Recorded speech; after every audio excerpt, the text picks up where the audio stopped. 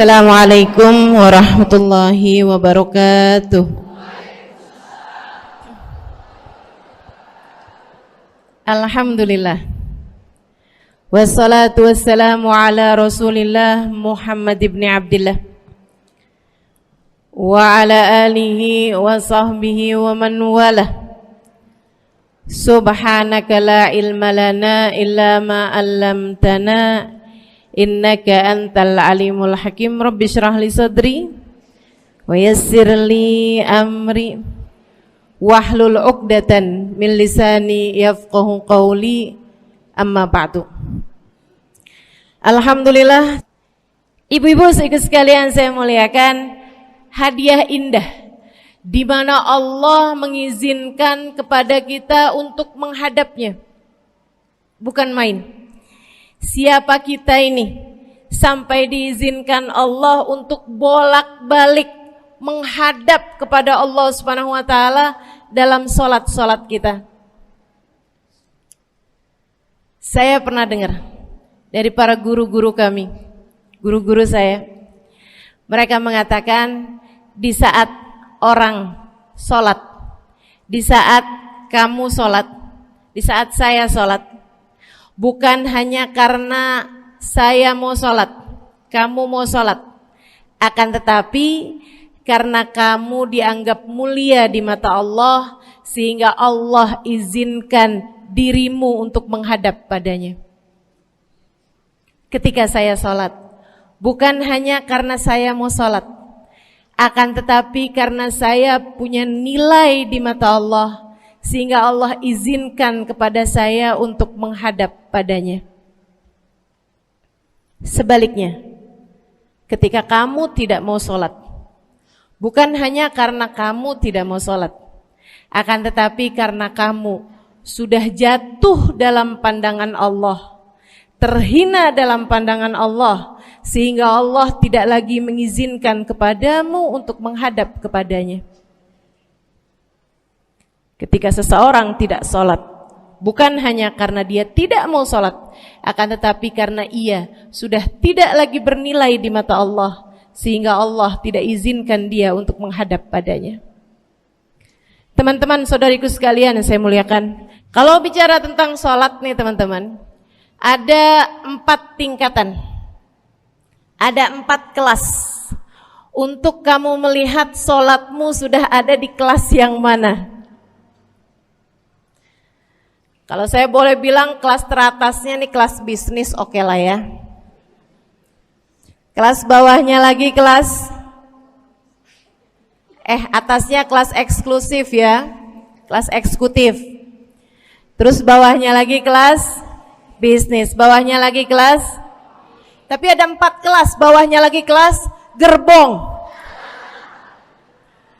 Nggak naik dalam kereta nih ya. Kelas yang paling bawah kita bahas nih, kelas gerbong nih.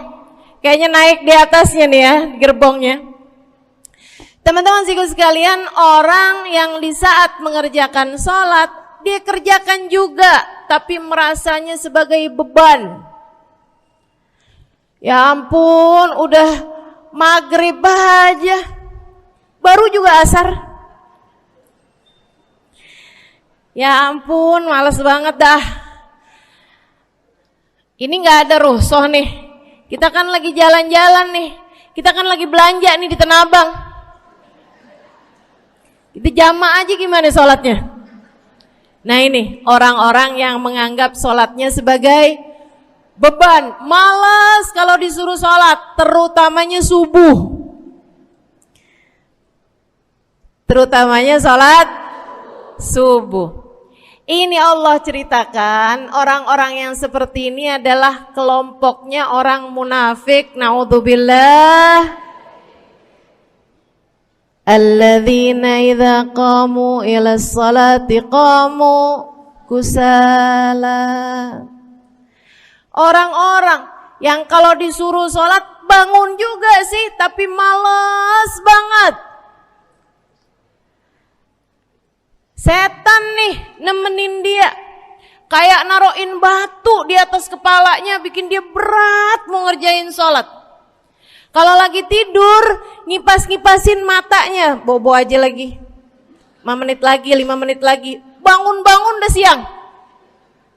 Pernah terjadi padamu?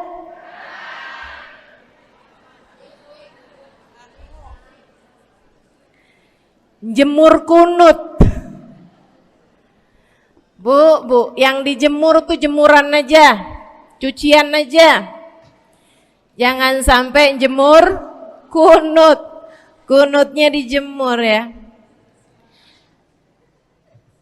Ketika ada seseorang yang disampaikan kepada Nabi Muhammad bahwasanya orang itu tidak bangun kecuali sesudah azan subuh, artinya enggak tahajud, artinya enggak bangun di sepertiga malam terakhir, bangunnya sesudah azan subuh.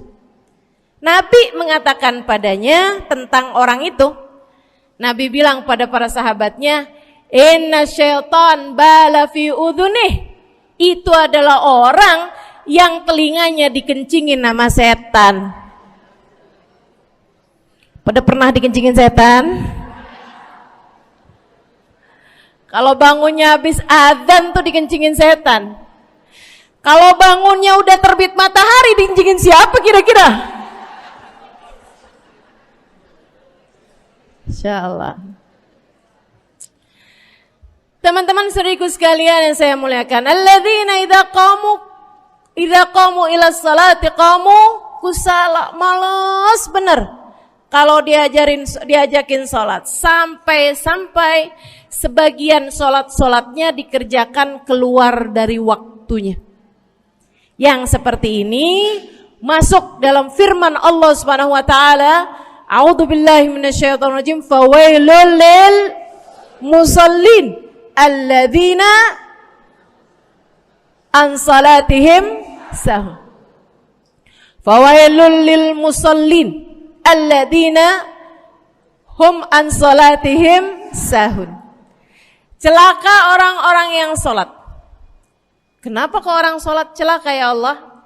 Sebab mereka an salatihim sahun, melalaikan salat mereka. Apa maksudnya melalaikan? Imam Sayyidina Ibnu Abbas dalam salah satu tafsir beliau mengatakan alladzina yuakhiruna an waqtiha au yuqaddimuha ila ghairi waqtiha.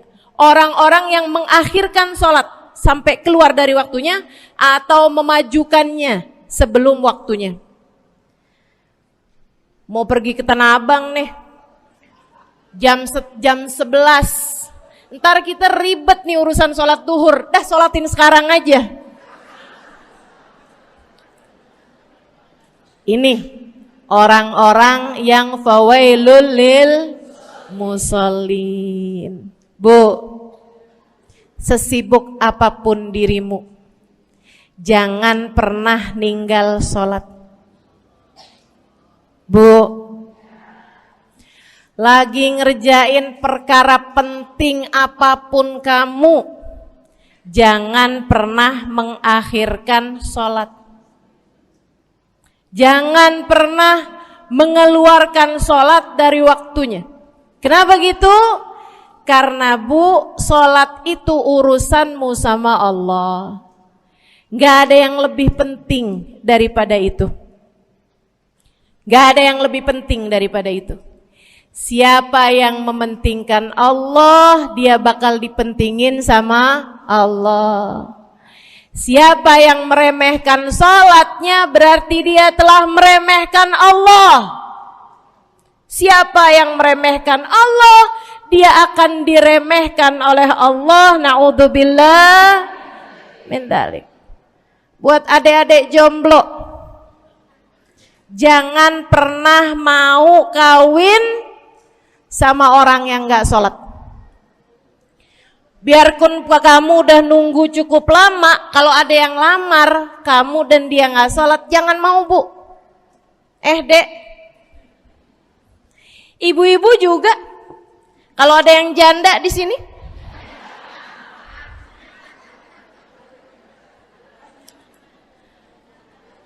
terus ada yang lamar kamu, Walaupun di garasinya ada kijang,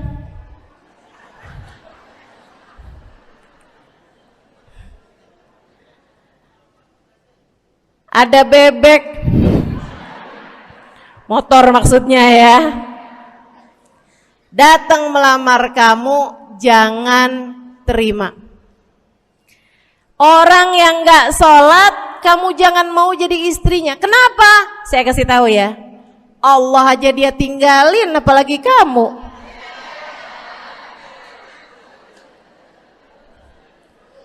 Allah aja dia tinggalin. Siapa yang tidak berguna baginya peringatan Allah, maka tidak akan berguna baginya peringatan dari siapapun.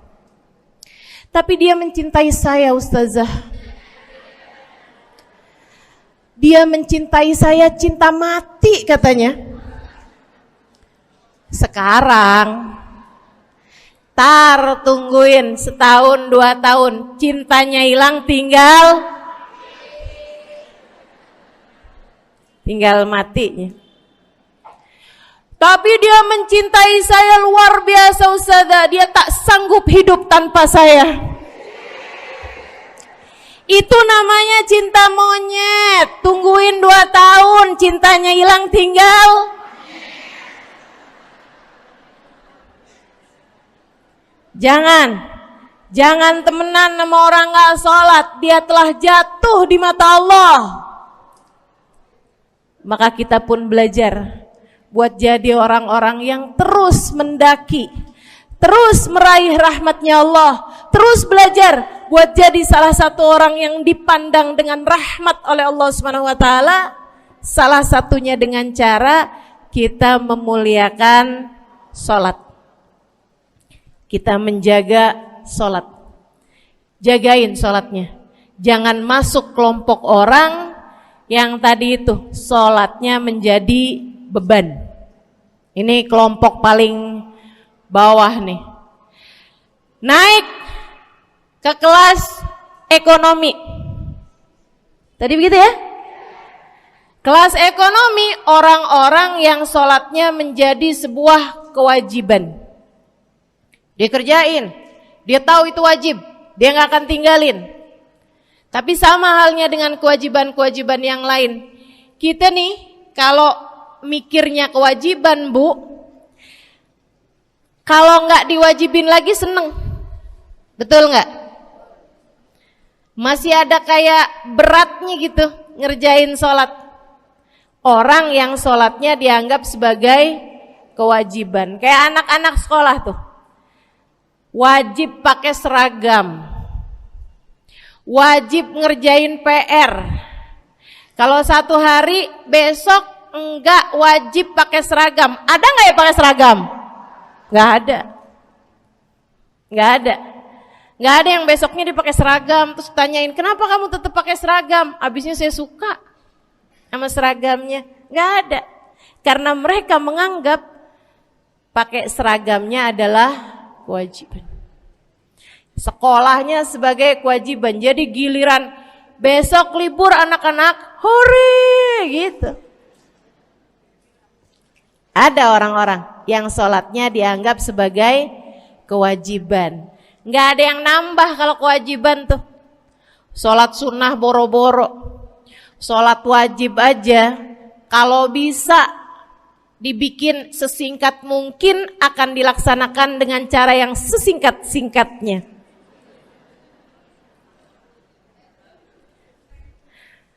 Habis ruku i'tidal sujud cepet bener ya. Malaikat raqib sama malaikat atid nih udah tahu aja kalau dia sholat. Habis ghairil maghdubi alaihim waladdallin. Malaikat atid bilang sama malaikat raqib, kulhu, catat kulhu udah pasti.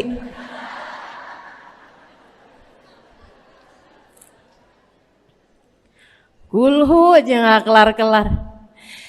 Teman-teman saudariku sekalian yang saya muliakan, sholatnya dianggap sebagai sebuah kewajiban. Nggak nambah dengan sunnah, namanya wajib. Kita naik lagi insyaallah. Sholatnya kita naikkan dari yang kewajiban kita naik menjadi kelas bisnis, sholatnya sebagai sebuah kebutuhan.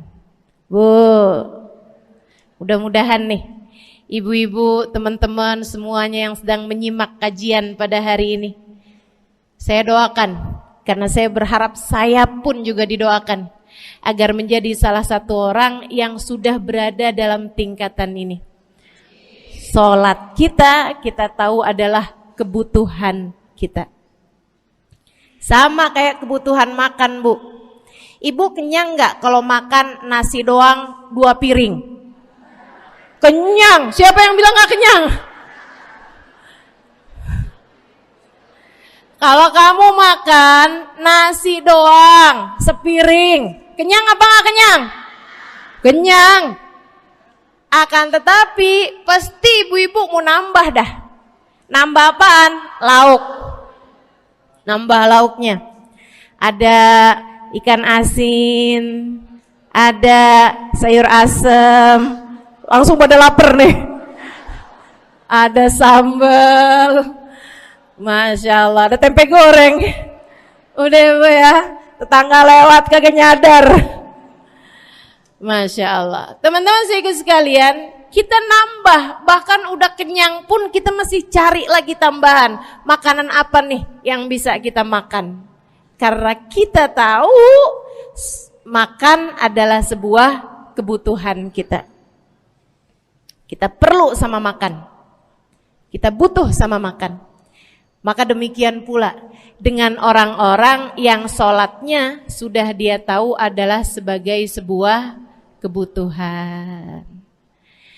Cukup sih duhur 4 rakaat, dia nambah.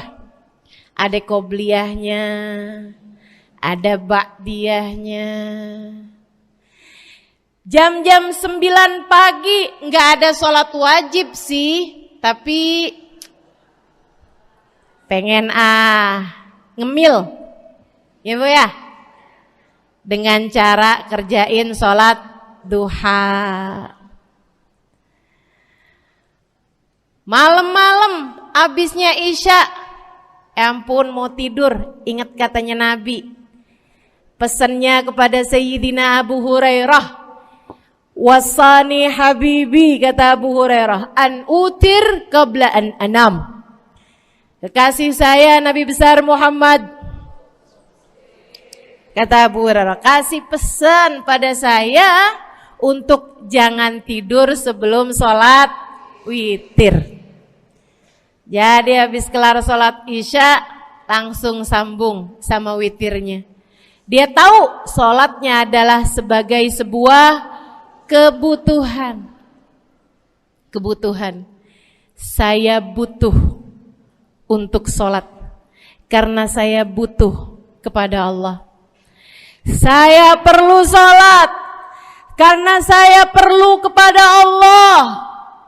Saya perlu sholat karena saya tahu urusan saya sebesar apapun saya rasakan adalah kecil dalam pandangan Allah.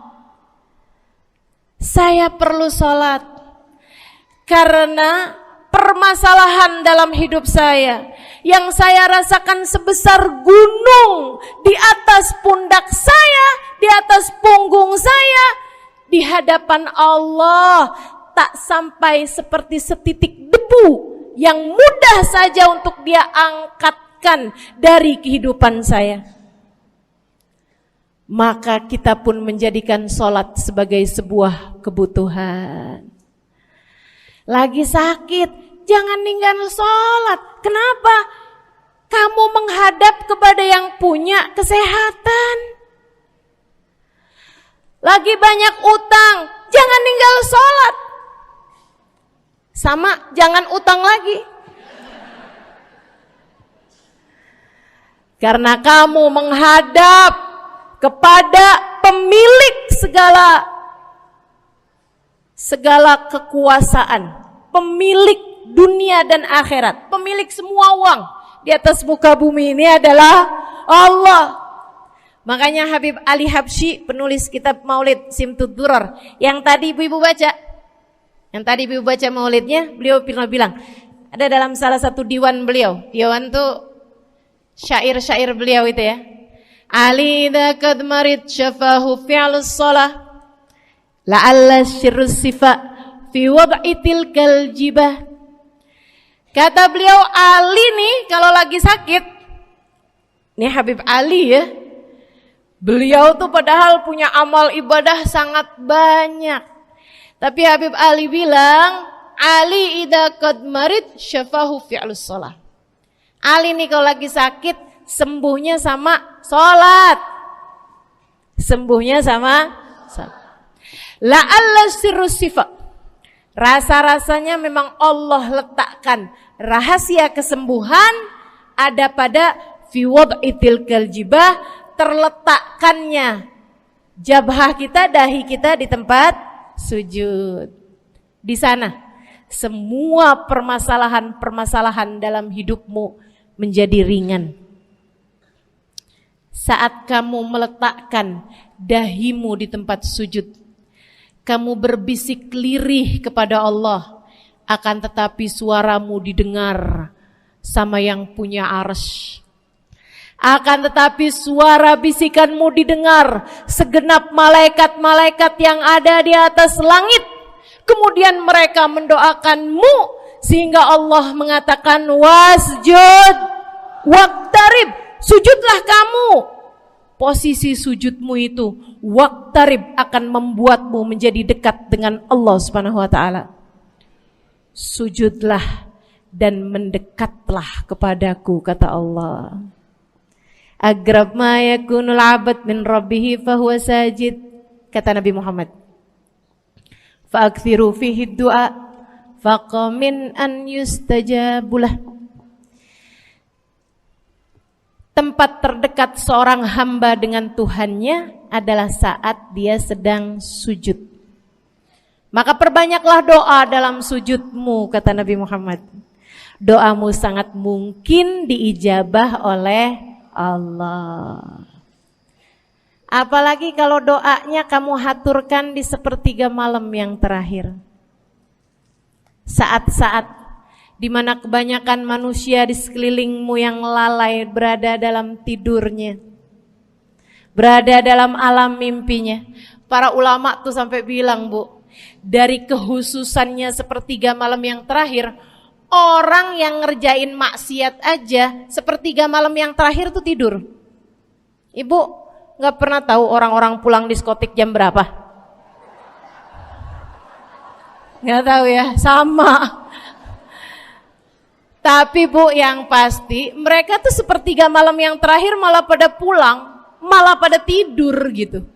Orang maksiat aja itu sama Allah dibuat tidur tuh di jam-jam yang biasanya turun rahmatnya Allah. Allah mau milih nih mana nih hamba-hambaku, pilihan-pilihanku akan aku bangunkan untuk menghadapku. Kemudian Allah Subhanahu wa taala bertanya, hal min mustaghfirin, hal min taib, hal min talibi hajatin faunilahul matalib.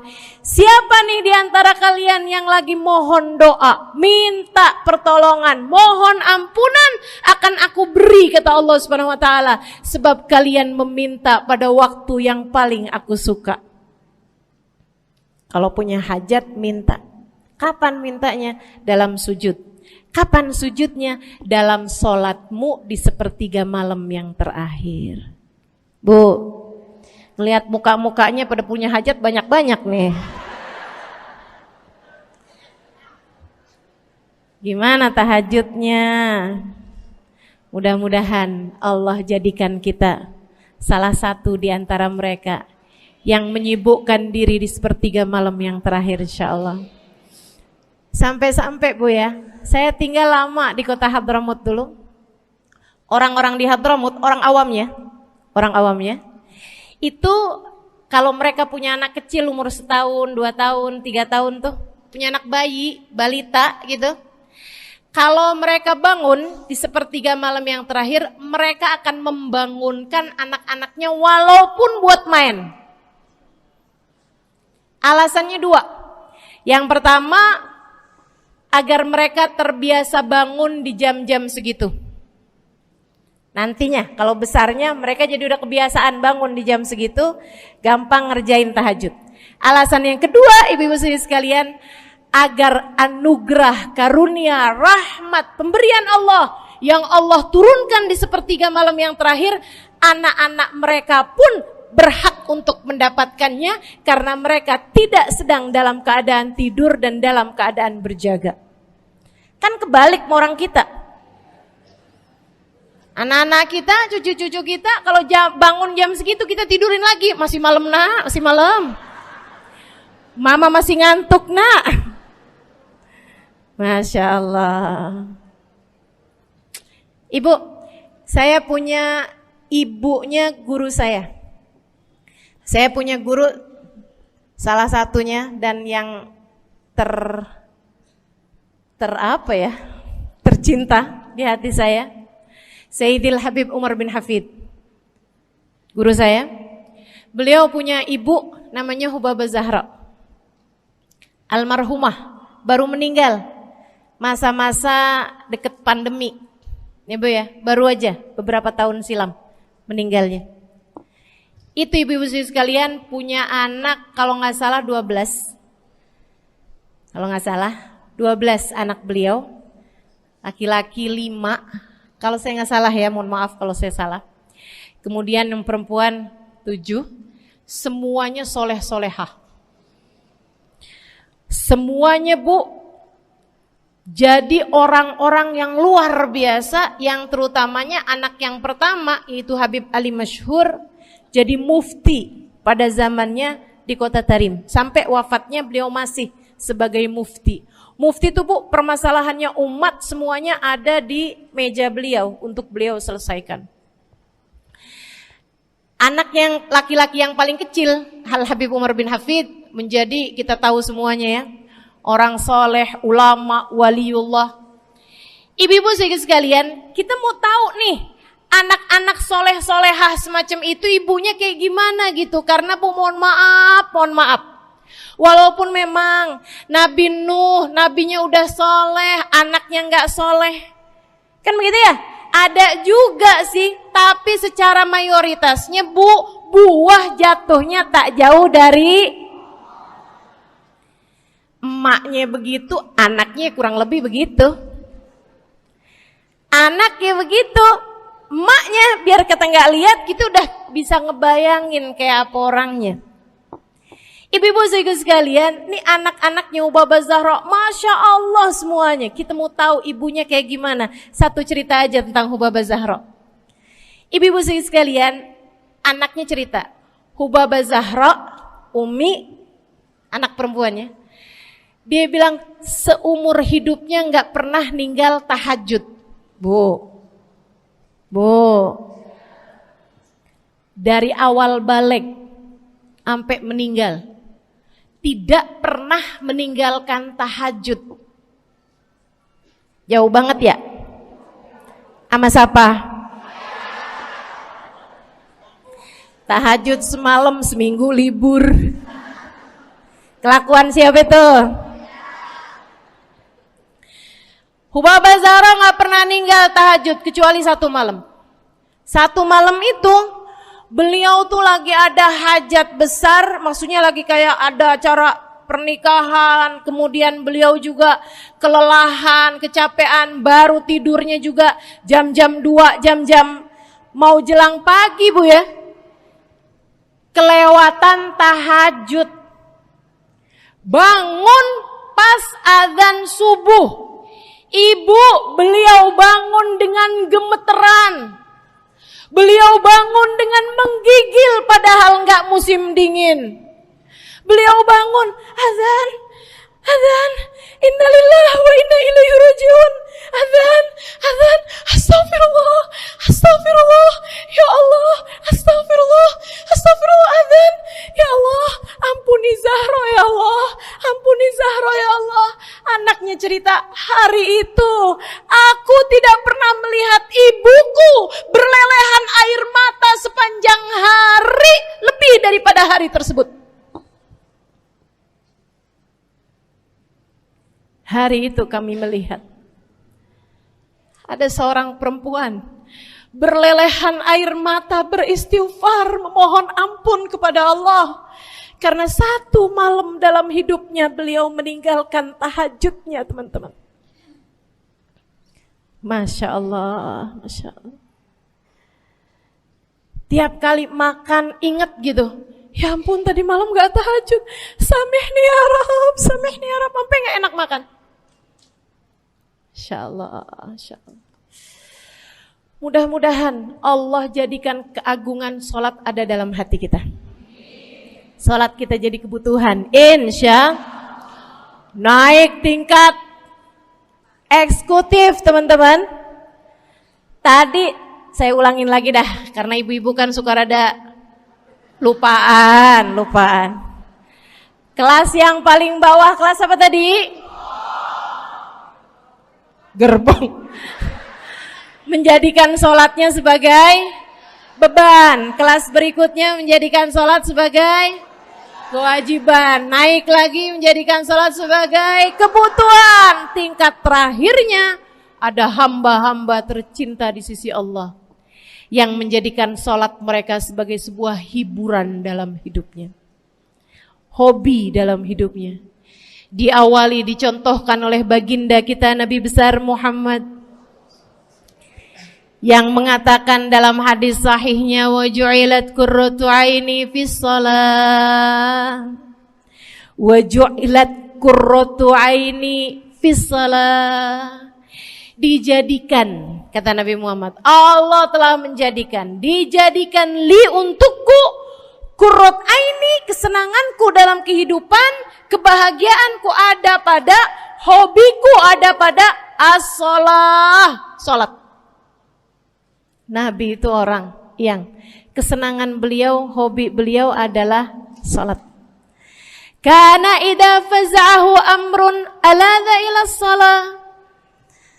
Kata para sahabat meriwayatkan, Nabi kalau lagi dengar kabar-kabar yang gak enak, segera menuju kepada sholat. Nabi kalau udah ada kabar-kabar Rasul pasukan kita terkalahkan di medan peperangan, Nabi ngelihat Bilal. Kemudian Nabi Muhammad nanya, udah dekat waktu sholat Bilal? Sebentar lagi Rasul, arihni bihaya Bilal, arihni bihaya Bilal. Yuk Bilal, sampaikan diri saya Bilal, tolong hibur diri saya Bilal. Segera azan dan kita akan sholat bersama-sama wahai Bilal. Kesenangan beliau, hobi beliau dalam sholat, dalam hidup adalah sholat. Teman-teman saya sekalian, bukan hanya Nabi Muhammad, tapi para sahabat-sahabat Nabi Muhammad, tapi para tabi'in, para tabi'it tabi'in. Saudaraku sekalian saya muliakan, Sayyidina Umar bin Khattab alaihi ridwanullah, kana idza ja'ahu hal, apabila beliau dalam keadaan hatinya lagi khusyuk, hatinya lagi nyambung banget sama Allah Subhanahu wa taala, kalau mau salat sunnah manggil orang. Beliau salat dalam masjid, ada orang mau salat sunnah, ada orang lagi baca Quran dipanggil sama beliau. Kamu saya bayar ya. Kamu duduk sebelah sini saya nih, baca Qur'annya deketan saya sini, kamu saya bayar. Buat apaan wahai Sayyidina Umar? Buat negur saya, ngingetin saya lagi sholat nih. Oh gak usah dibayar Tuan. Yaudah kalau gitu kamu duduknya sebelah sini ya. Tugas saya apa Tuan? Kalau kamu lihat saya sholat berdirinya kelamaan, ingetin saya buat ruku. Kalau kamu lihat ruku saya kelamaan gak bangun-bangun, ingetin saya buat bangun. Kalau kamu lihat sujud saya kelamaan, ingetin saya buat duduk.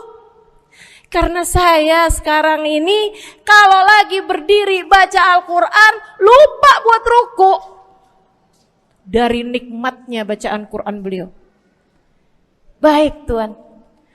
Sholat, baca Fatihah, habis itu baca Quran. Surat Al-Quran, dapat selesai satu, kok masih enak. Baca lagi, masih enak lagi, baca lagi. Yang sebelah beneran nih gak ruku-ruku. Beliau berdiri kemudian bilang, Tuan ruku. Gak kedengeran. Beliau berdiri deketin telinganya, Tuan ruku. Belum kedengeran juga. Ruku. Allahu Akbar. Sayyidina Umar bin Khattab. Tabi'in, Sayyidina Ali Zainal Abidin. Pernah lagi sholat, rumahnya kebakaran, teman-teman.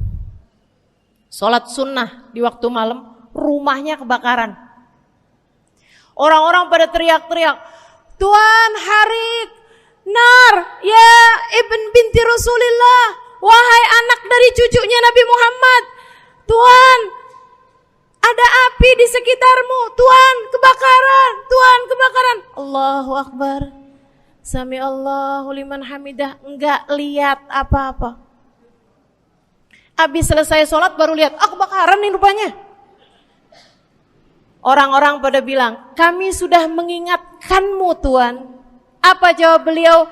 Al-hadni an-narul kubro. Di depan saya ada api yang jauh lebih besar, api neraka. Saya nggak lihat api sekecil ini.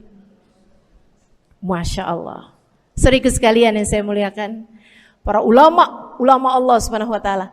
Terakhir saya mau ceritakan Sayyidil Habib Abu Bakar As-Sakran, penulis Wirid Sakran. Kalau teman-teman pernah tahu, beliau saudara sekalian saya muliakan dapat julukan As-Sakran, orang yang mabuk. Karena mabuk kepada Allah Subhanahu Wa Taala.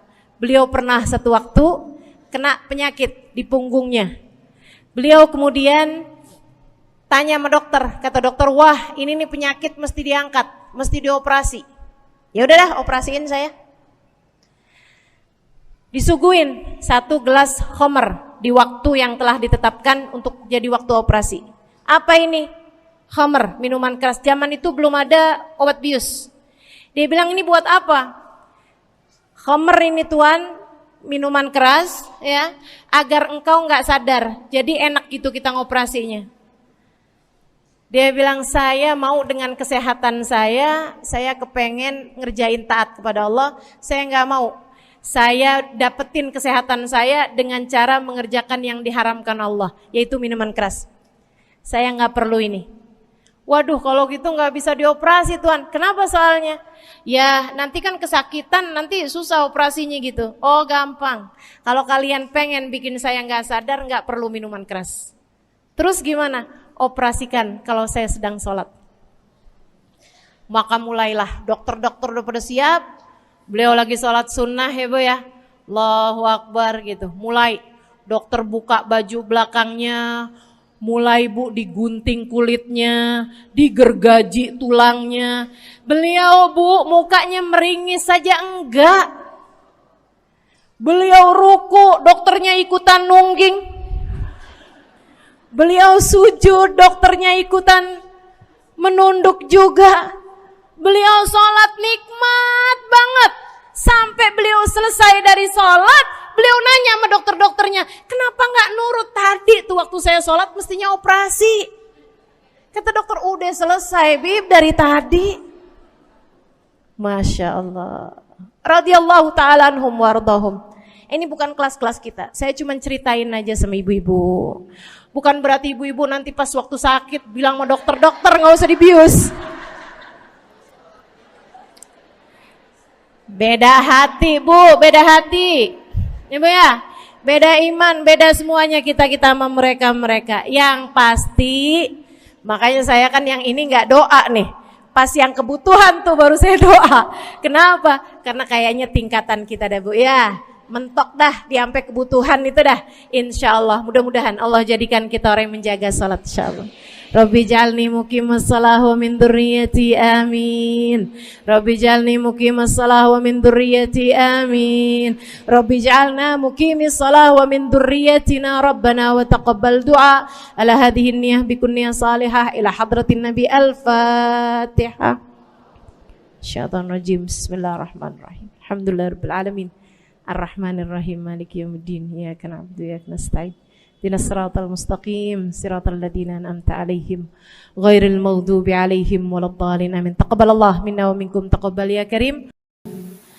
Sama-sama kita hormati, kita sayangi segenap keluarga besar dari Majelis Ta'lim Raudhatul Aliyah di bawah pimpinan Ibu Ayu Komaladewi Kita doakan semoga beliau beserta segenap keluarganya senantiasa dalam limpahan rahmat ridha Allah Subhanahu wa taala.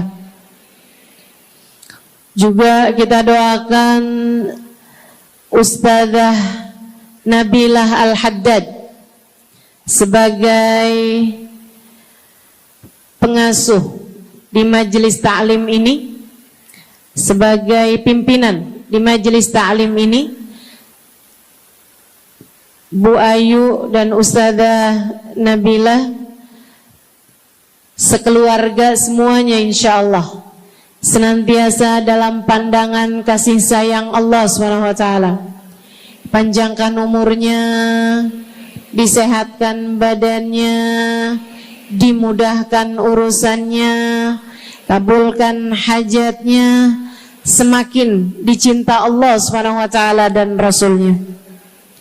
Para ustadzah, para hubabah, para syarifah, para pimpinan pondok pesantren, para pimpinan majelis ta'lim, yang mudah-mudahan semuanya dalam limpahan rahmat ridha Allah SWT, serta tentu saja semua yang hadir di majelis ini, baik ibu-ibu, kakak-kakak, adik-adik, anak-anak, yang mudah-mudahan semuanya dirahmati Allah, disayang Allah, dibahagiakan Allah, diistiqomahkan jalannya menuju ridha Allah Subhanahu wa taala, insyaallah diistiqomahkan jalannya menuju surga Allah Subhanahu wa taala. Amin ya rabbal alamin.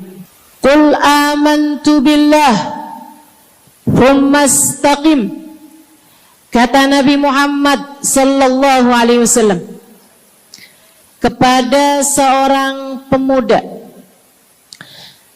yang meminta nasihat,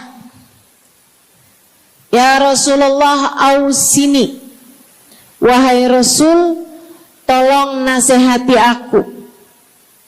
Kita kalau ketemu orang mulia jangan minta duit, Bu. Kita kalau datang ketemu sama orang-orang yang kita tahu doanya mustajab, sangat soleh, hidupnya baik, apalagi jika dia adalah kekasih-kekasih Allah Subhanahu wa taala. Kamu kalau berjumpa dengan ulama, jangan minta sesuatu yang duniawi. Tirulah para sahabat ketika berjumpa dengan Nabi Muhammad. Biasanya mereka meminta satu dari dua hal. Yang pertama, mereka minta doa. Ida'ili ya Rasulullah, doakan aku wahai Rasul. Ibu juga gitu. Kalau ketemu sama ulama, ketemu orang soleh, ketemu kiai, ketemu habib yang kita tahu doanya mustajab, bertemu hubabah, mintalah doa. Tapi jangan hanya sekedar urusan doa duniawi, Bu. Doa duniawi itu yang gimana, Ustazah? Doa yang kalau diijabah nggak akan manfaat begitu kamu masuk dalam alam kubur. Itu namanya doa duniawi. Ustazah, doakan saya biar saya cepat kebeli rumah. Bu, kalau mati rumahnya dibawa gak? Ustazah, doakan saya kepengen beli HP baru. Dibawa gak HP-nya? Enggak. Itu namanya doa duniawi. Ustazah, Doakan biar suami saya tambah cinta.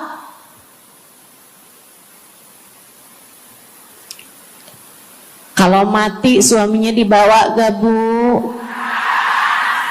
Walaupun kamu mau, dia gak bakalan mau Bu.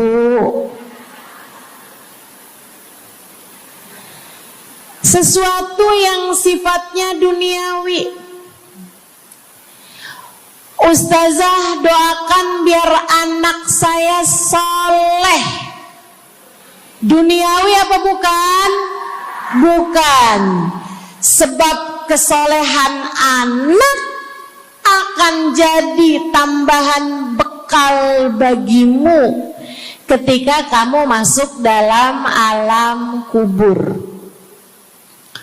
Jadi gak boleh nih Ustazah doa urusan duniawi atau minta didoakan urusan-urusan duniawi. Boleh, tapi jangan cuma itu. Nanti takutnya kamu nyesel. Kalau selama di dunia kamu doanya hanya untuk urusan dunia, takutnya begitu masuk dalam kuburan sudah tidak ada lagi doa yang akan Allah ijabah untukmu ketika kamu ada dalam alam kubur nanti. Sayang-sayang. Jadi kalau doa, prioritaskan urusan akhirat. Insya saya berasa banget jadi orang yang sering dimintain doa sekaligus juga sering minta doa. Saya kalau ketemu orang saleh, ketemu habaib, ketemu hubabah, saya akan minta doa, nggak pernah minta duit saya. Ida'ili ya hubabah, ida'ili ya habib. Serius sekalian, sebagai orang yang sering juga dimintain doa, Ustazah doakan saya. Banyak tuh. Saya merasakan perbedaannya saat saya ada di Tarim sama ketika saya sudah pulang dan kembali ke negeri ini. Waktu saya di Tarim, orang kalau minta doa sama saya, usik berdoa, tolong ya doain saya. Saya suka tanya, doa apa? Selalu aja, hampir semuanya mengatakan hal yang sama. Ida'ili bihusnil khatimah. Doakan saya biar husnul khatimah. Begitu nyampe ke Indonesia, kalau ada orang bilang Ustazah doain saya, biasanya lanjut tuh doanya, minta apa langsung dibilang, nggak pakai tanya. Ustazah doain saya biar utang cepat lunas. Ustazah doain saya biar cepat dapat jodoh. Ustazah doain saya biar jadi orang kaya. Ustazah doain saya biar suami nggak mendua. Ya Allah, ternyata kebanyakan orang kita kalau minta doa seringnya urusan duniawi. Bukan berarti nggak boleh, boleh aja sih. Cuman takutnya begitu kamu mati nyesel kalau semua doamu selama ini adalah sesuatu yang tidak ikut kamu bawa ketika kamu mati. Kalau kita lihat para sahabat ketika mereka berjumpa dengan Nabi Muhammad, selalu saja banyak di antara mereka yang minta doa. Nabi pernah tanya, doanya apa? Macem-macem jawaban para sahabat. Ada yang begini, Harithah menjawab, ida'ili an yarzuqani Allah asyhada fi sabilih. Rasul, doakan saya biar saya dikaruniai mati syahid di jalan Allah. Ada lagi yang lain doanya, ya Rasulullah, id'ili an yarzuqani Allah murafaqatan bika ya Rasulullah. Doakan biar saya nanti di masa sesudah kematian saya, di masa akhirat nanti, bisa mendampingimu wahai Rasulullah, bisa berjumpa denganmu wahai Rasul, bisa ada dalam rombonganmu wahai Rasulullah. Doa-doa yang sangat ukhrawi, doa-doa yang sangat akhirat, karena mereka sudah faham tujuan hidup sesungguhnya adalah mencari ridha Allah Subhanahu wa ta'ala. Tujuan hidup sesungguhnya adalah bergerak menuju surga Allah Subhanahu wa ta'ala. Tujuan hidup sesungguhnya adalah berpulang kepada Allah dalam keadaan Allah ridha kepada kita. Sahabat, minta didoakan, ama yang kedua minta nasihat. Kita juga nyontoh, kalau ketemu orang soleh, kalau ketemu ulama, kalau ketemu habaib, ketemu kiai, ketemu bunyai, ketemu hubabah, ketemu ustadzah, ketemu ustad, minta nasihat. Selain daripada minta doa, mintalah nasihat.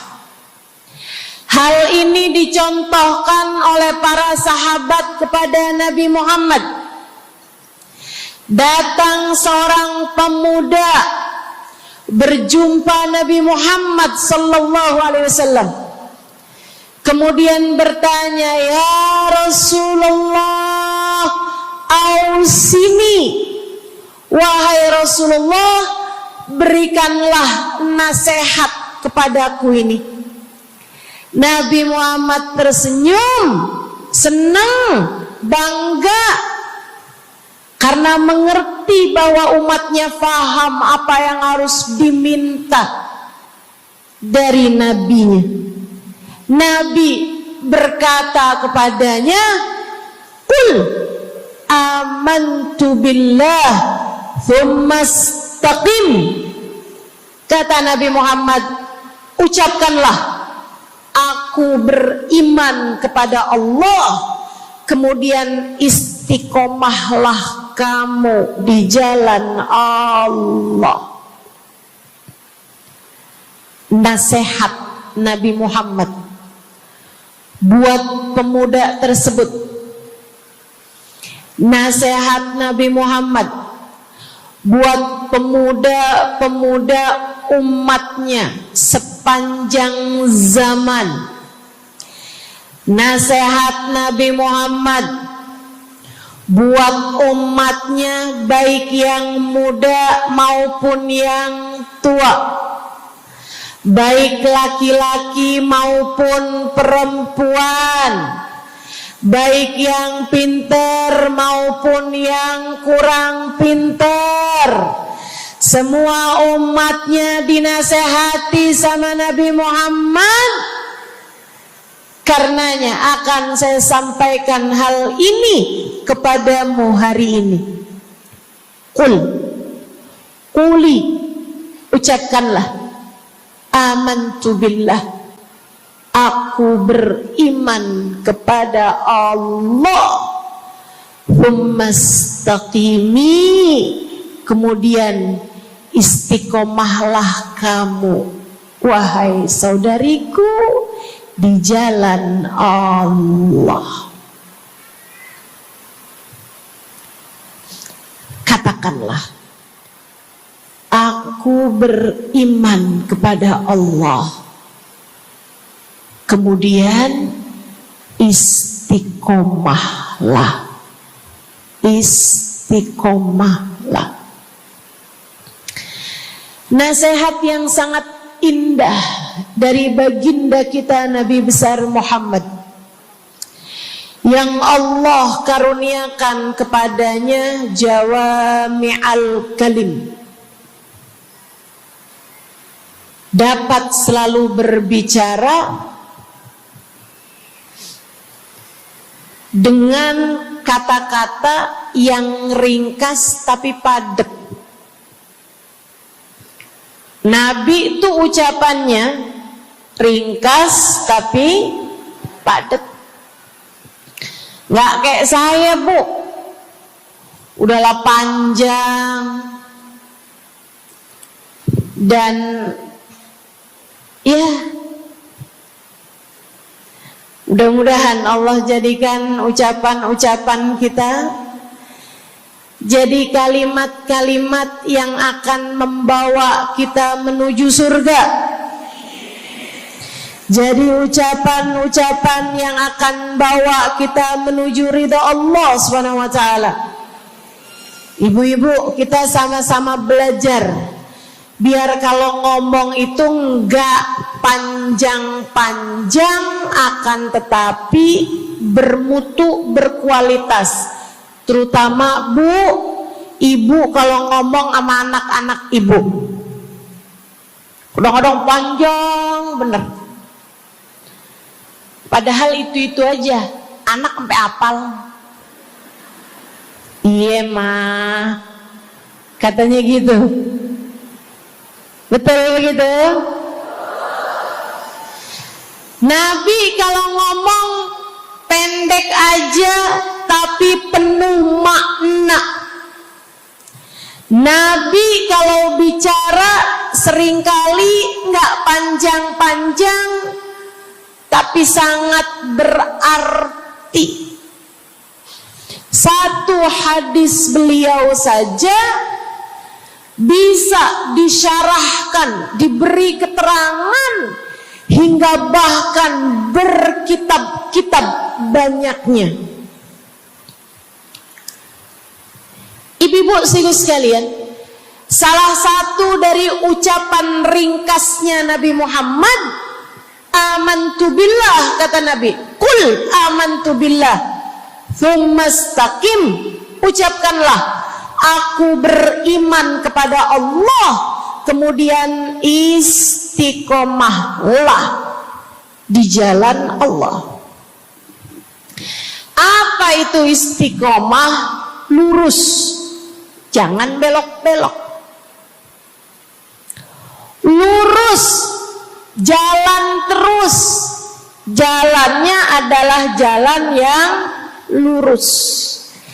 Itu yang selalu kita minta dalam tiap rakaat sholat kita. Kita berdoa kepada Allah, ihdinas siratal, ya Allah, tempuhkanlah untuk hidup kami ini jalanmu yang lurus. Sama kayak kamu lagi bilang, ya Allah, karuniakanlah dalam kehidupan kami keistiqomahan di jalanmu ya Allah. Kamu selalu minta istiqomah 17 kali sekurangnya tiap hari. Betapa sangat pentingnya istiqomah ini, saudaraku sekalian.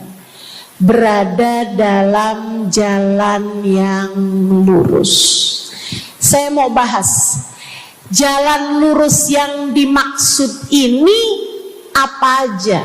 1, kamu harus lurus imannya. Amantu billah, aku beriman kepada Allah. Kata Nabi Muhammad sallallahu alaihi wasallam, "Qul amantu billah," ucapkanlah, aku beriman kepada Allah. Maka istiqomah tersebut yang nomor 1 adalah dalam urusan keimanan. Bu, Kak, Dek, Nak, yang lurus imanmu. Iman yang lurus tuh yang gimana, Ustazah? Iman yang lurus adalah memahami 2 kalimat syahadat yang menjadi pintu gerbang keimananmu. Orang kalau masuk Islam, dia jadi orang yang beriman, dia mengucapkan kalimat syahadat. Apa itu? La ilaha illallah. Yang pertama. Yang kedua, Muhammad Rasulullah. Tidak ada Tuhan selain Allah. Itu harus kamu miliki dalam hatimu secara lurus, istiqomah. Gak ada Tuhan selain Allah. Jangan hari ini Tuhannya Allah, besoknya Tuhannya duit. Apapun aja yang disuruh sama duit, yang ada duitnya, yang haram-haram pun diterjang. Lah kenapa begitu? Saudaraku sekalian, Qul amantu billah, ucapkan, aku beriman kepada Allah. Aku faham arti la ilaha illallah. Tidak ada Tuhan selain Allah. Tidak ada yang mengatur kehidupan selain Allah. Tidak ada yang memberi rezeki selain Allah. Maka berimanlah kepada Allah. Kalau ada istri bilang sama suaminya, kalau kamu nanti pulang bawa duit, ahlan wa sahlan, selamat datang. Tapi kalau kamu pulang nanti nggak bawa duit, silakan tidur di luar.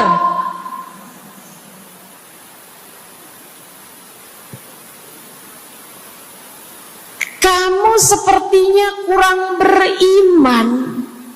Kamu lupa bahwa pemberi rezeki bukan suamimu, melainkan yang ngasih rezeki itu cuma 1, Bu. Namanya bukan pekerjaan, bukan atasan, bukan pemerintah. Yang ngasih rezeki cuma Allah Subhanahu wa ta'ala. Maka berimanlah atas hal itu. Jangan nyalahin si ini, nyalahin si itu. Imanmu benerin. Imanmu benerin. Banyak orang saya liatin itu suka pada repot urusan rezeki. Banyak banget. Di dunia ini nih banyak yang suka repot urusan rezeki. ngejar dunia abis-abisan, ngejar duit segala macam cara, sampai omongannya nggak jadi omongan orang beriman.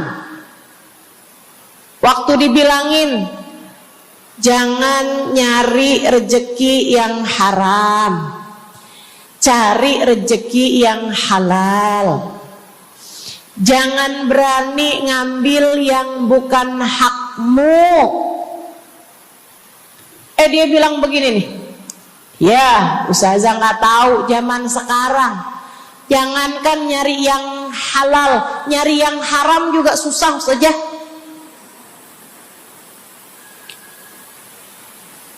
Itu omongan orang nggak beriman. Kamu mesti ngerti dulu, kalau yang kamu minta adalah urusan rezeki, dengerin. Kalau yang kamu minta urusan rezeki, kamu harus datang kepada alamatnya.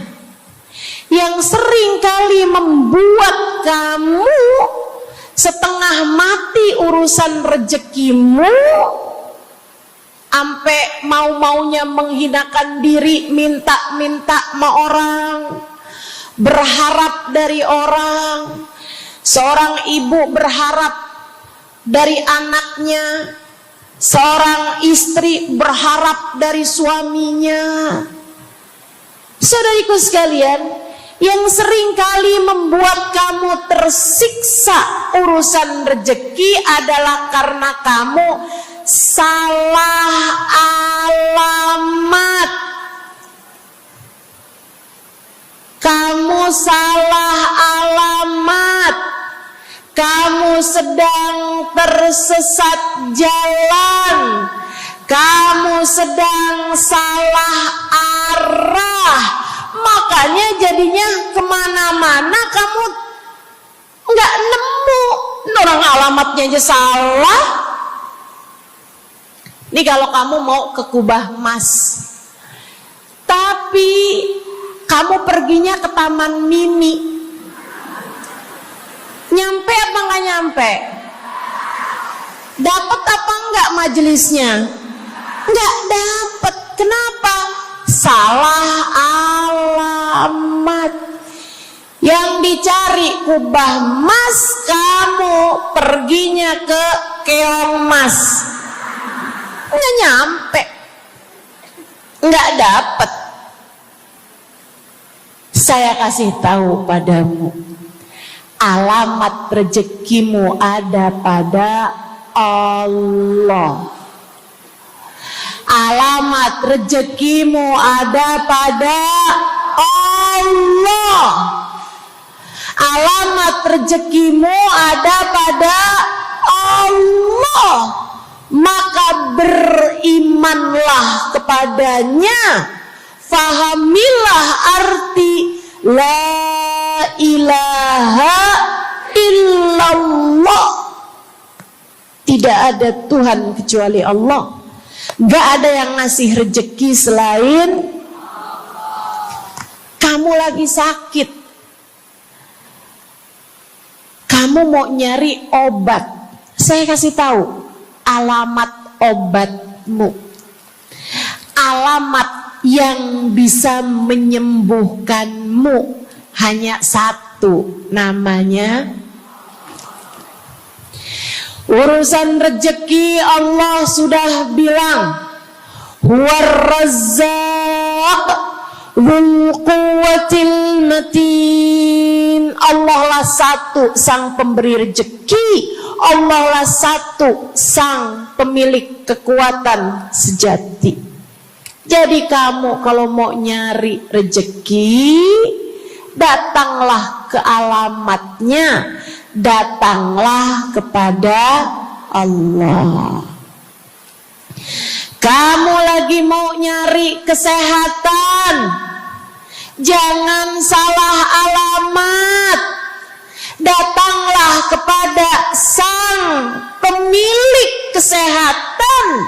Alamatnya yaitu Allah yang telah mengatakan, fa idza maridtu fa huwa yashfin.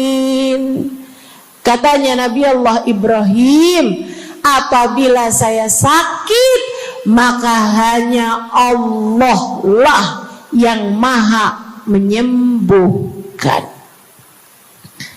Berarti nggak boleh pergi ke dokter gitu Ustazah? Silahkan pergi ke dokter, pergi ke apotik, datang kepada orang yang doanya mustajab, minta didoakan. Tapi semua hanyalah sebab, semua hanyalah wasilah. Sang penyembuh sejati adalah Allah. Saudariku sekalian yang saya muliakan, kalau kamu merasa saya lemah Ustazah, gak punya kekuatan, kalau kamu merasa saya bodoh Ustazah, saya tidak mengerti di mana alamat ilmu, di mana alamat pengetahuan.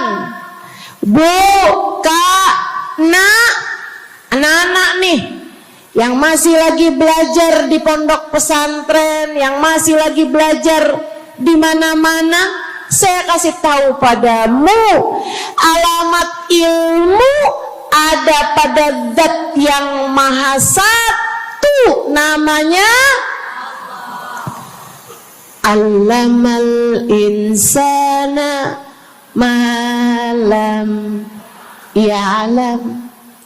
Allah lah yang mengajari manusia apa yang tidak dia ketahui. Pengen dapat ilmu, datanglah kepada Allah. Pengen punya kekuatan, datanglah kepada Allah. Saya udah tua Ustazah, saya janda pula Ustazah, saya nggak punya kekuatan ya Ustazah. Kekuatanmu hanya ada pada Zat yang Maha Satu, Allah Subhanahu wa Ta'ala. Datanglah selalu padanya. Imanmu jangan biarkan ia naik turun. Imanmu biarkan ia kokoh di dalam hatimu. Jangan percaya kalau ada yang bilang kekuatan ada pada uang. Jangan percaya. Percaya hanya satu aja, kekuatan ada pada Allah. Jangan percaya orang bilang kekuatan ada pada kecantikan. Kalau kamu cantik, kamu kuat, suamimu gak akan kemana-mana. Jangan percaya, Bu. Percaya hanya satu aja, kekuatan ada pada Allah Subhanahu wa Ta'ala. Kamu takut terjadi hal-hal yang buruk bagimu, bagi anak-anakmu. Kamu kepengen ada yang jaga. Ibu, gak usah pusing-pusing mau nyari bodyguard, gak usah pusing-pusing mau sewa security, pengamanan. Sebab sang pemberi keamanan hanya satu, namanya Wallahu ya'simuka minan nas. Hanya Allah satu yang dapat menjagamu dari kejahatan manusia. Qul a'udzu birabbin nas. Katakanlah, aku berlindung kepada sang penjaga manusia, sang pemelihara manusia, sang pengasuh manusia. Allah Subhanahu wa ta'ala. Berimanlah padanya, istiqomahlah. Bu, gak ada yang bisa bikin orang meninggal selain Allah. Gak ada. Tapi dia ditabrak orang, Ustazah. Kalau gak ditabrak dia gak bakalan mati. Kamu kebalik. Justru karena dia harus mati, Allah jadikan dia ditabrak. Jelas? Ini imannya mesti yang benar nih. Jangan kamu kira ini ada dokter malpraktek sehingga dia kemudian meninggal dunia. Jangan kamu kira karena salah minum obat dia mati.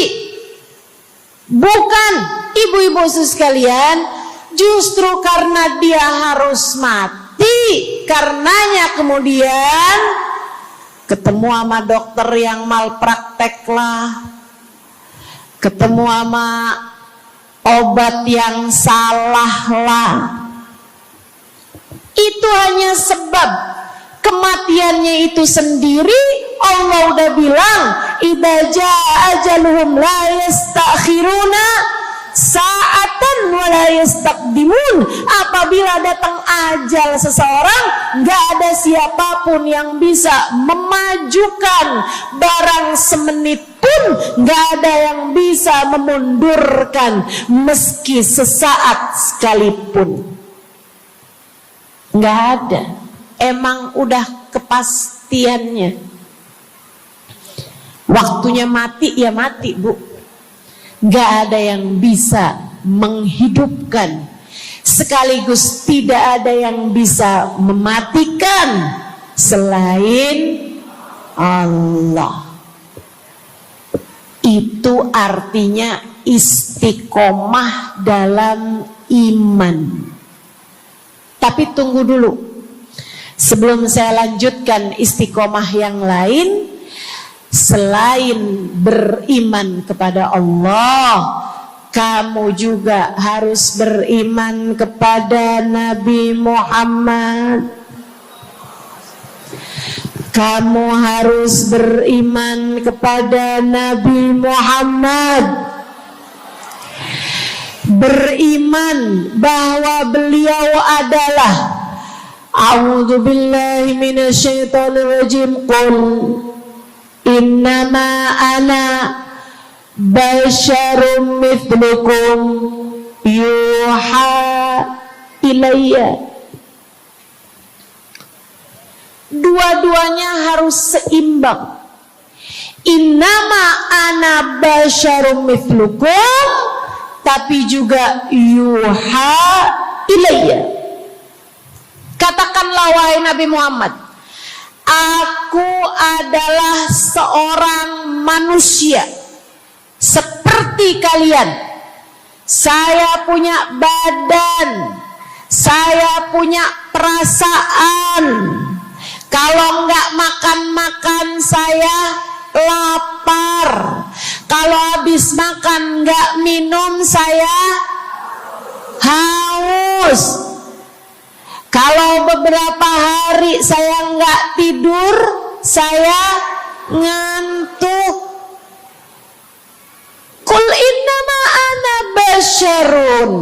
Sampaikan kepada manusia, aku adalah seorang manusia seperti kalian juga. Sama anak cinta, lama nggak ketemu sama istri, kangen. Katakan wahai Nabi Muhammad, ana basyarum mithlukum, saya manusia seperti kalian juga. Kalau ada yang disayang kemudian meninggal, sedih. Karena Nabi adalah seorang manusia. Tapi tunggu dulu. Beliau tidak hanya sekedar manusia, Itu adalah satu sisi kehidupan Nabi Muhammad. Jangan lupa, innama ana basyarum mithlukum, tapi yuha ilayya, aku diberi wahyu, aku hamba wahyu, aku berbincang-bincang dengan Allah, kalian tidak. Aku berbicara langsung dengan Allah, kata Nabi Muhammad, kalian tidak. Aku dituruni malaikat Jibril, kalian tidak. Aku diberi wahyu Al-Quran 30 juz, kalian tidak barang seayat pun. Nih, kalau saya perhatikan, imannya umat manusia yang beriman kepada Allah sekalipun menjadi cacat ketika tidak beriman kepada Nabi Muhammad. Lihatin, mohon maaf, orang Yahudi, Bu, beriman kepada Allah. Kamu kalau nanya sama orang Yahudi, Tuhanmu siapa? Allah. Tapi mereka enggak beriman kepada Nabi Muhammad. Apakah mereka disebut orang yang beriman? Tidak. Orang Nasrani, apakah mereka beriman kepada Allah? Iya. Tapi apakah mereka beriman kepada Nabi Muhammad? Tidak. Apakah mereka beriman? Tidak. Bahkan umat Islam ada yang mempercayai sesudah Nabi Muhammad ada nabi yang lain, namanya Mirza Ghulam Ahmad, sehingga mereka menyebut agama mereka Islam, tapi agama Islamnya pakai ada kelanjutannya, Islam Ahmadiyah. Apakah mereka beriman? Tidak. Sebab syarat iman selain la ilaha illallah juga ada Muhammad Rasulullah. Bahkan, Bu, ada banyak di antara kita orang-orang yang iman kepada Allah luar biasa, tapi kalau urusan kepada Nabi Muhammad, kalau lagi diceritain Isra Mi'raj, dia bilang Nabi Muhammad tuh gak usahlah segitu amat diperayakan Isra Mi'rajnya. Nabi Muhammad tuh Isra Mi'raj cuman sekedar ruhnya aja, badannya nggak pakai Isra Mi'raj. Jadi Nabi itu orang ngelihatnya kayak tidur aja, ruhnya aja yang melayang-layang. Isra Mi'raj bener, tapi ruhnya aja, badannya nggak pakai pergi. Jadi kalian nggak usah berlebih-lebihan sama Isra Mi'raj. Oh, kenapa gitu? Kamu gak percaya sama Isra Mi'raj, sama badan-badannya Nabi sekalian, kamu gak percaya. Kenapa? Ya karena itu gak masuk akal. Manusia kan gak bisa kayak gitu. Nabi Muhammad kan manusia. Kamu lupa bahwa Nabi walaupun manusia, beliau adalah yuha ilayya. Beliau adalah hamba wahyu.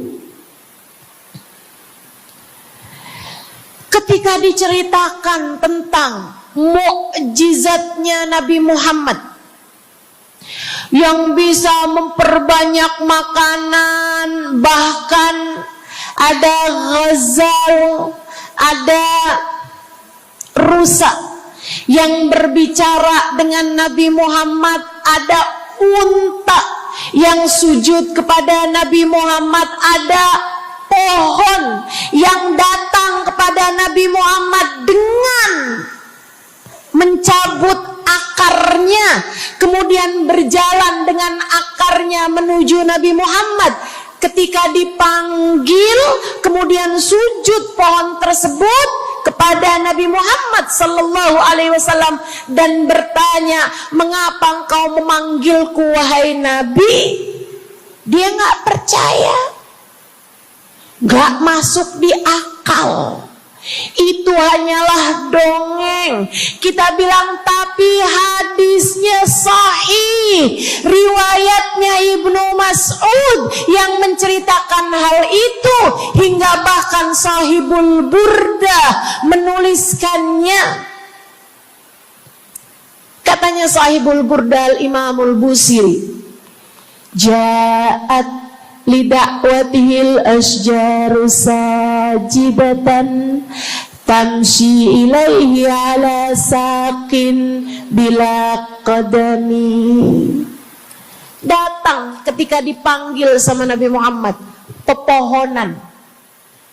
Mereka datang dengan, mereka berjalan dengan akar-akar mereka, kemudian sujud di hadapan Nabi Muhammad. Ini tentang iman. Mereka nggak percaya. Mereka ngakunya paling beriman. Mereka ngakunya paling lurus imannya. Tapi kenapa kalau mengenai Nabi Muhammad kamu menjadi timpang? Ketika melihat orang ramai-ramai bersolawat kepada Nabi Muhammad, mereka kegerahan. Ketika melihat orang-orang ramai datang ke majelis-majelis maulid, merayakan, bergembira atas lahirnya Nabi Muhammad, mereka kegerahan sampai mereka bikin GAM. Apaan tuh? Gerakan anti maulid. Oh, ada lagi mereka menyebut diri mereka GAS. Apaan tuh? Saya tanya. Gerakan anti solawat lah. Kenapa kamu kegerahan sama Nabi Muhammad? Hah? Kenapa kamu ngerasa kayak takut banget umat begitu cinta sama Nabi Muhammad? Ada apa denganmu? Kamu lupa Nabi Muhammad memang manusia, tapi qul innama ana basyarum mithlukum yuha ilayya. Jangan pernah pisahkan Nabi, meskipun beliau seorang manusia seperti kita, tapi beliau adalah hamba wahyu. Beliau adalah hamba wahyu. Kamu gerah banget orang bersolawat sama Nabi Muhammad. Ada masalah apa sama kamu? Kamu gerah banget orang baca maulid Nabi Muhammad. Bahkan ada orang-orang yang ngaku paling Islam, tapi gerah banget ngelihat orang berziarah ke makam Nabi Muhammad. Ada masalah apa sama kamu? Yang bermasalah bukan kami umat Nabi Muhammad. Yang bermasalah adalah imanmu. Sebab ketika kita diminta beriman kepada Nabi Muhammad, jangan hanya fokus kepada kemanusiaan Nabi Muhammad, fokuslah pula kepada beliau sebagai hamba wahyu. Saudaraku sekalian yang saya muliakan, istiqomah dalam iman. Beriman kepada Allah, beriman kepada Rasulullah. Cinta kepada Allah, cinta kepada Rasulullah. Cinta kepada Rasulullah, cinta kepada keluarga Rasulullah, cinta kepada sahabat Rasulullah, dan istiqomahlah dalam cinta tersebut. Jadi istiqomah menuju ridha Allah yang pertama adalah istiqomah dalam iman. Yang kedua, istiqomah dalam taat. Bu, Kak, istiqomah dalam taat. Kamu disuruh sholat,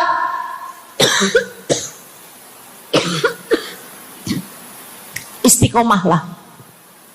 Jangan tinggal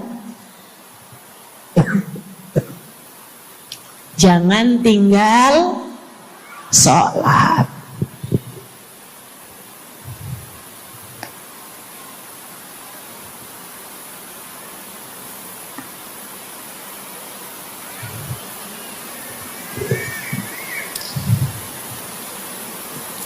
Kamu diperintah buat puasa Ramadan. Jangan tinggal puasa. Yang kemarin puasanya bolong karena menstruasi, karena haid, karena nifas misalnya, kamu wajib untuk bayar hutang puasa di hari-hari yang seperti ini. Jangan sampai hutang kamu nggak dibayar. Kadang-kadang sampai Syakban belum lunas juga. Pas ditanya, kamu kok nggak bayar-bayar utangnya tuh? Habisnya nggak ada yang nagih. Kamu minta siapa yang nagih? Israel. Jangan sampai datang malaikat Israel mencabut nyawamu, sementara kamu masih punya hutang puasa yang belum kamu lunasi. Kamu diperintah Allah buat taat. Istiqomahlah dalam jalan taatmu. Jangan tinggal perintah Allah. Dek, kalau kamu dilamar sama laki-laki yang gak sholat, jangan mau. Tapi dia baik, Ustazah. Baik menurut siapa? Dek, orang ninggal sholat artinya dia ninggal Allah. Saya bilangin, kalau Allah aja dia tinggal, apalagi kamu. Dia bilang dia gak bakal ninggalin saya, Ustazah, karena katanya dia gak sanggup hidup tanpa saya. Dek, jangan percaya. Jangan percaya. Allah aja dia tinggalin loh, apalagi kamu. Apalagi kamu. Orang yang, kata para ulama nih Bu, Dek, orang yang peringatan Allah tidak bermanfaat padanya, dia tidak akan bermanfaat dengan peringatan siapapun. Kalau lagi cinta sih dia bisa ngomong apa aja. Tapi percayalah, yang bisa ninggal Allah, dia bisa ninggal siapapun. Istiqomahlah di jalan Allah. Istiqomah di jalan Allah. Jangan berani ninggal Allah. Jangan berani ninggal salat. Jangan berani ninggal ibadah. Kenapa gitu Ustazah? Karena yang pegang nasib kamu Allah. Ini nasihat abah saya yang akan saya pegang sampai kapanpun.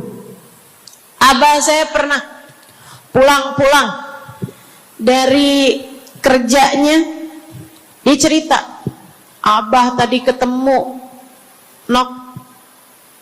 sama orang yang dulu abah pengen jadi kayak dia. Dia itu dulu waktu zaman abah muda, abah kepengen kayak dia, ganteng, kaya, sehat, orang tuanya kaya, dia bisa sekolah. Abah kepengen sekolah, gak ada biayanya. Abah harus bantu orang tua buat nyari nafkah, sehingga akhirnya putus sekolah. SD aja gak tamat, kata abah saya. Serius kalian? Kata abah kepengen banget jadi kayak dia itu waktu zaman abah muda. Tadi abah ketemu sama dia di trotoar. Abah kaget ngelihat dia. Kenapa, Bah? Dia sekarang gila.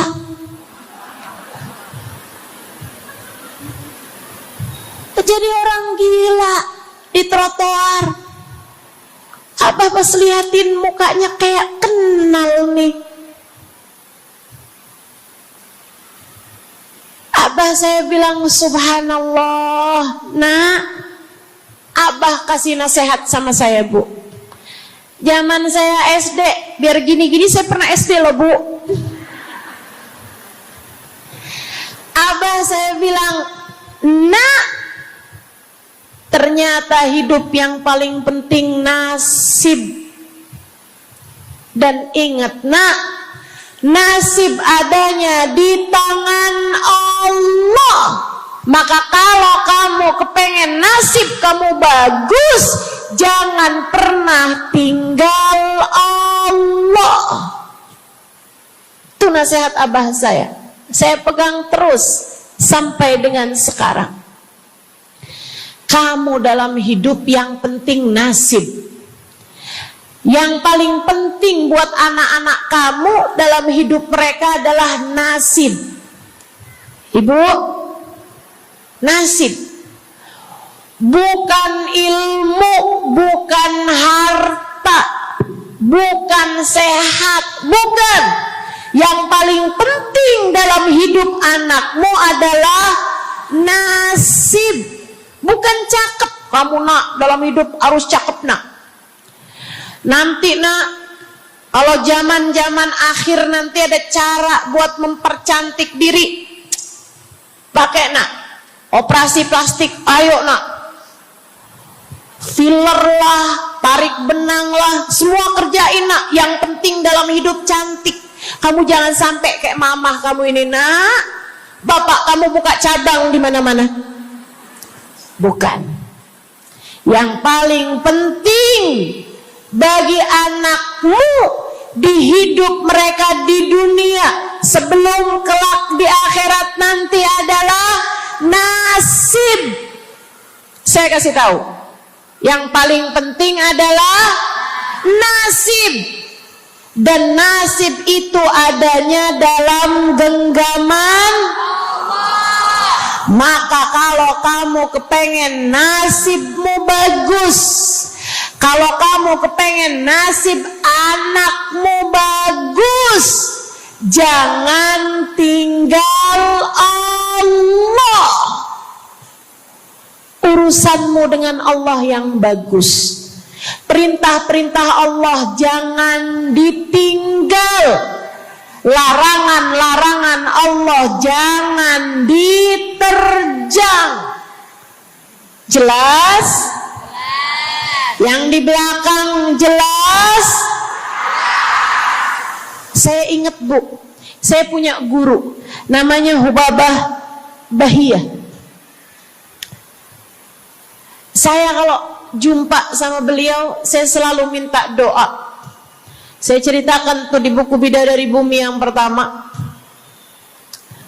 Beliau sangat enggan mendoakan orang lain. Kalau dimintain buat doa tuh beliau jarang-jarang mau doain. Beliau selalu bilang, doa aja sendiri, kata beliau begitu. Bukan karena beliau pelit, doa yang gratis pun gak mau gitu, bukan. Melainkan karena beliau sangat tawadhu. Tidak ada yang seperti majelis maulid dalam rangka ngangkat kesulitan. Nggak ada yang seperti majelis maulid dalam rangka mengangkat kesulitan-kesulitan yang ada dalam hatimu. Ngangkat kesumpekan, caranya duduk hadir di majelis maulid. Lihat bagaimana Allah angkat kesulitanmu, bagaimana Allah mengangkat kesumpekanmu. Kenapa bisa gitu? Assalamualaikum warahmatullahi wabarakatuh. Alhamdulillah, wassalatu wassalamu ala Rasulillah Muhammad ibn Abdillah wa ala alihi wa sahbihi wa man walah. Subhanaka la ilma lana illa ma 'allamtana innaka antal alimul hakim. Rabbi syrah li sadri wa yassir li amri wahlul 'uqdatan min lisani yafqahu qawli, amma ba'du. Alhamdulillah, hari ini Allah izinkan kita menghadiri perayaan Maulid Nabi Muhammad sallallahu alaihi wasallam. Nikmat besar dari Allah Subhanahu wa taala. Nikmat besar dari Allah Subhanahu wa taala. Waktu saya sampaikan kepada guru saya Hubabah Nur, saya bilang, Hubabah, doakan saya bikin acara Maulid. Beberapa tahun silam saya telepon beliau, saya bilang doakan acaranya berkah. Beliau bilang, Halimah, hadhihi ni'mah azimah tahtaj ila syukri. Beliau bilang, Halimah, nikmatnya bisa buat majelis maulid, bahkan nikmat untuk sekedar hadir majelis maulid adalah nikmat besar yang harus disyukuri. Yang kalau disyukuri Allah janji, la in syakartum la azidannakum. Kalau disyukuri bakal ditambahi. Kalau kita syukuri, kita hargai nikmat kita hadir di majelis maulid, insya Allah Allah tambahi tahun-tahun depan tetap bisa bikin majelis maulid. La in syakartum la azidannakum wala in kafartum.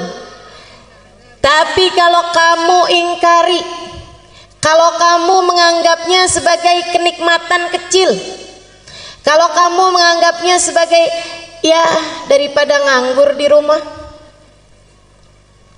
ya daripada tidur mendingan deh dengerin ada orang bikin majelis maulid, kamu tidak menghargai kenikmatan tersebut, inna azabi lasyadid. Sesungguhnya azab Allah sangat besar.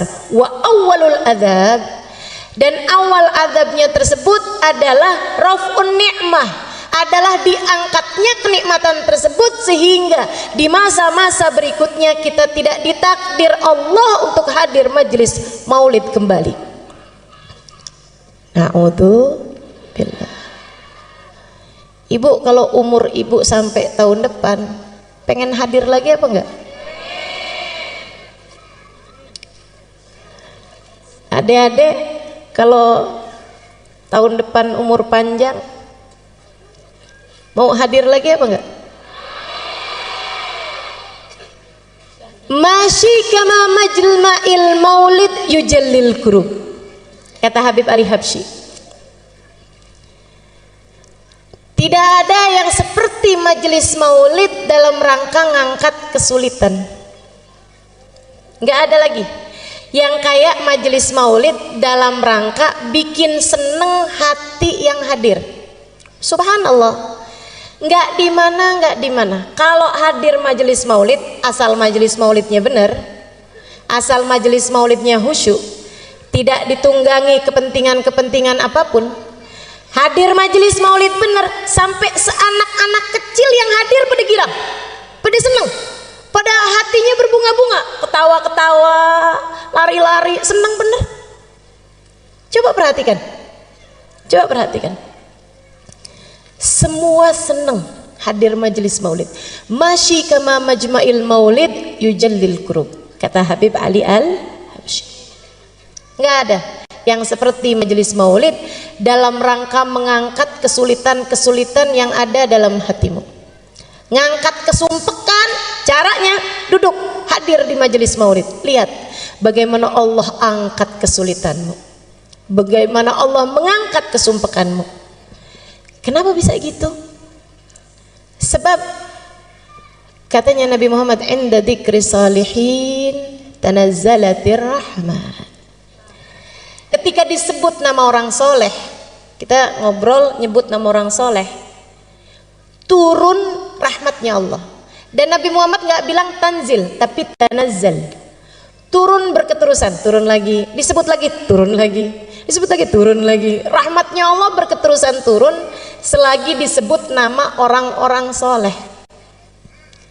Kalau nama orang soleh disebut bisa menurunkan rahmat, bagaimana jika yang disebut adalah ainur rahmatillah, adalah hakikat rahmatnya Allah, yang kata Allah, wa ma arsalnaka illa rahmatan lil alamin, kami utus engkau wahai Nabi Muhammad sebagai rahmat bagi alam semesta. Jadi begitu disebut nama Nabi Muhammad turun rahmat. Dan tidak ada majelis lebih banyak disebut nama Nabi Muhammadnya daripada majelis maulid. Betul nggak? Belum ya Rabbi salli ala Muhammad, ya Rabbi salli alaihi wasallim, ya Rabbi salli ala Muhammad, ya Rabbi ballighul wasilah, ya Rabbi salli ala Muhammad.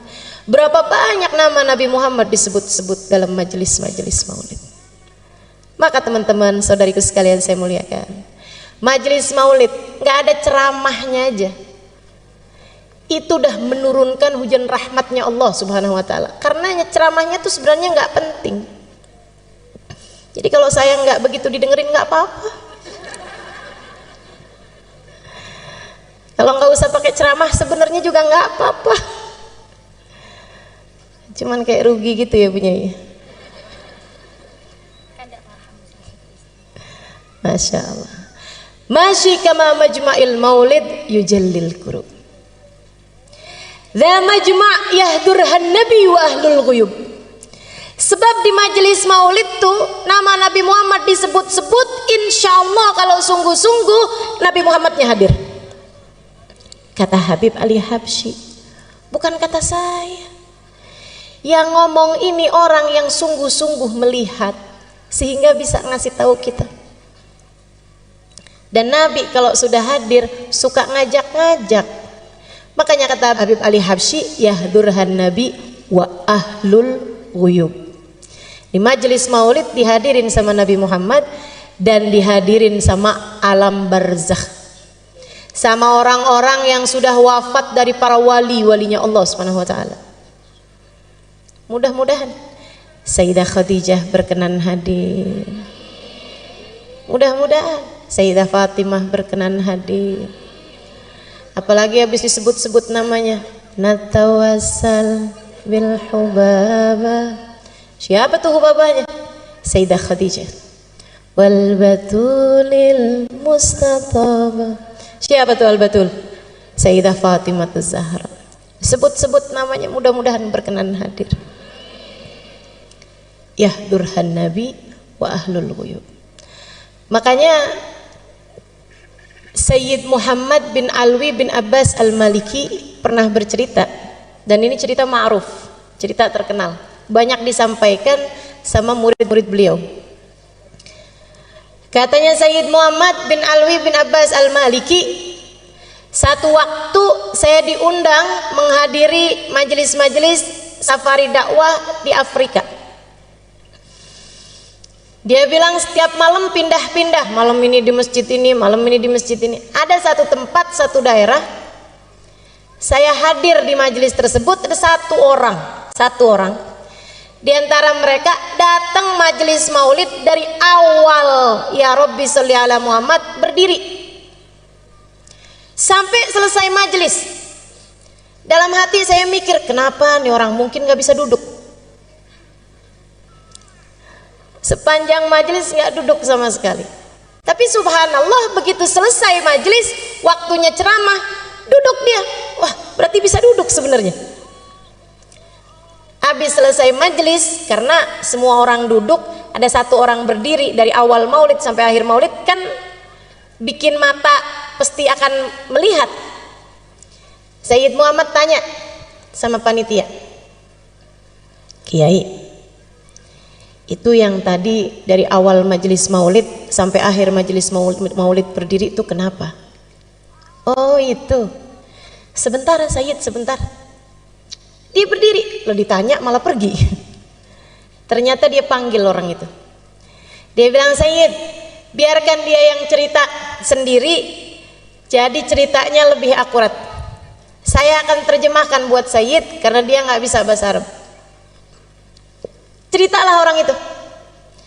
Dia bilang, saya itu dari sejak dulu seneng sama majelis maulid. Selalu hadir majelis maulid, demen. Disebut nama Nabi, Nabi Muhammad disolawatin, Nabi Muhammad diucap salam, diceritakan sejarah Nabi Muhammad. Seneng hati ini karena memang saya cinta sama Nabi Muhammad. Cuma beberapa waktu sesudahnya datang ada seorang ustadz, ada seorang syekh yang menerangkan kepada saya tentang maulid sih nggak apa-apa, yang masalah kenapa tuh pakai segala berdiri untuk hormat sama Nabi, nggak perlu. Sebab Nabi Muhammad bilang la tagumuli, janganlah kalian berdiri untukku. Nabinya udah bilang jangan berdiri buat aku, ngapain kalian berdiri buat Nabi Muhammad? Dia bilang dalil-dalil yang dibawa sama si ustadz ini, sama si syekh ini masuk di pikiran saya, sehingga saya kemudian sesudah itu setiap kali hadir majelis maulid waktunya berdiri, saya nggak mau berdiri, duduk aja. Yang lain pada berdiri, ayo berdiri, nggak usah. Saya ucap salam tapi saya duduk aja. Dia bilang satu hari saya lagi ucap salam sama Nabi, orang-orang semuanya berdiri. Tiba-tiba Allah bukakan hijab, saya lihat Nabi Muhammad datang. Dia bilang begitu saya lihat Nabi Muhammad datang, saya lihatnya, saya kepengen berdiri, tapi nggak bisa berdiri. Dia bilang ternyata kalau lihat Nabi Muhammad, spontan orang nggak cari dalil pasti kepengen berdiri. Dia bilang saya kepengen berdiri, berusaha sekuat tenaga buat berdiri, tapi saya nggak bisa berdiri. Nangis saya rasanya nggak hormat sama Nabi. Nabi datang saya nggak berdiri. Rasanya saya merasa jadi umatnya yang nggak beradab, nggak berakhlak. Ada Nabi Muhammad datang saya nggak berdiri. Saya nggak bisa berdiri, saya paksa nggak bisa berdiri. Sampai habis selesai majelis maulid saya nangis terus. Dia bilang habis itu saya sakit. Sebulan, 2 bulan, 3 bulan sakit. Sakit lama sekali. Di tempat tidur. Dia bilang saya kemudian nadar. Saya tahu nih kayaknya saya sakit karena nggak hormat sama Nabi Muhammad. Dia bilang, saya nazar, nanti kalau Allah panjangkan umur saya, Allah sehatkan badan saya bisa hadir majelis maulid lagi. Tidak hanya saat qiyam saya berdiri, dari awal maulid sampai akhir maulid saya akan berdiri. Dia bilang, alhamdulillah Allah sembuhkan sakit saya. Karenanya tiap hadir di majelis-majelis maulid, saya pun memutuskan untuk berdiri dari sejak awal maulid sampai akhir maulid. Gak usah ditiru jadi aneh. Waktunya duduk kita duduk, waktunya berdiri kita berdiri. Tapi kan saya nggak lihat Nabi Muhammadnya Ustazah. Sama